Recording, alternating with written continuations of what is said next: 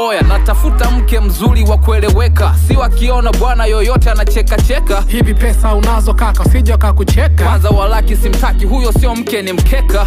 Sio mnipange milioni 30, nikute litoto mikucha kasaladini. Inashika shisha kuliko kushika dini. Yani mle pesa zangu hasara nikale mimi. Vipi, wa vigodoro au mpenda viduku? Kama nagawa namba kipewa chipsi kuku. Halali nyumbani au mvaa vikuku? Mahari kizidi sana wallahi natoa buku.